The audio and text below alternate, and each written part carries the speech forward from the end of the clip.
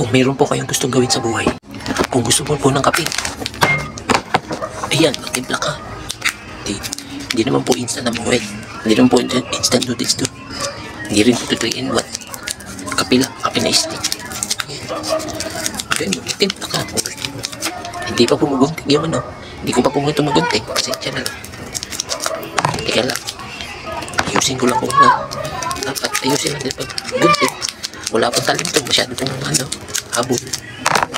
Walang talim yung ayan. Okay, sinagunting pa rin. Ayan, ganyan mo. Ganyan mo lang. Tapos, wala ka ng sukat. Ayan, sukat. Lagyan mo yan. Buso mo yung sukat. Ayan. Kulang na kutsara, kumuha ka. Ayan, lagyan ng sukat. Tubig. Tubig. Kuha tayong tubig. Hindi mo tubig. Ayan pa, umusok-usok pa. Umusok-usok pa. Gusto mong mainit. Mainit pa ito. Ayan. Ngayon natin, huwag natin puno-punoin masyado kayo. Kasi mapas po. Hindi meron ko ng kape. Problema ba yan? Dali-dali. Ayun.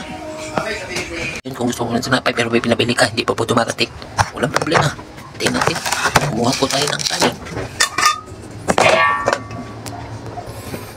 Kanin. Ayan po, kanin. Lagyan natin yan. Sapa po yan to. Ayan, kanin po. Ang kanin, kabusog din po. Lagyan natin yan. Nahalo na ito. Haluin po na natin. Haluin mo na. Sabay, buhos ang kape dito sa kanin.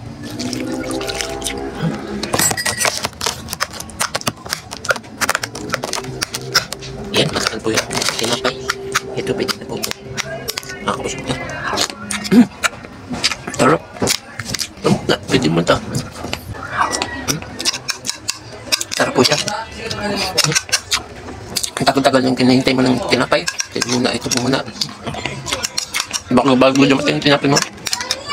Kasi siya napupuno pala yung bibig ko.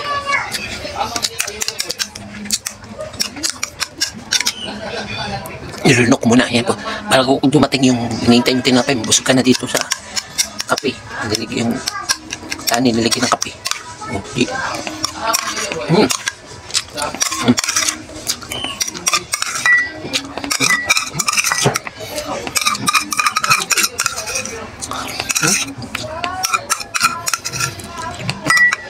Yun na pauwi na yung ano ko.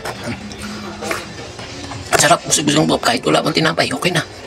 Hindi lang kasimpleng buhay. Huwag natin pahirapan ng sarili natin. Kung mayroon tayo dyan, yun lang po ang konsumo natin. Maraming salamat po sa inyo lahat. Kape, pero iubusin po muna to.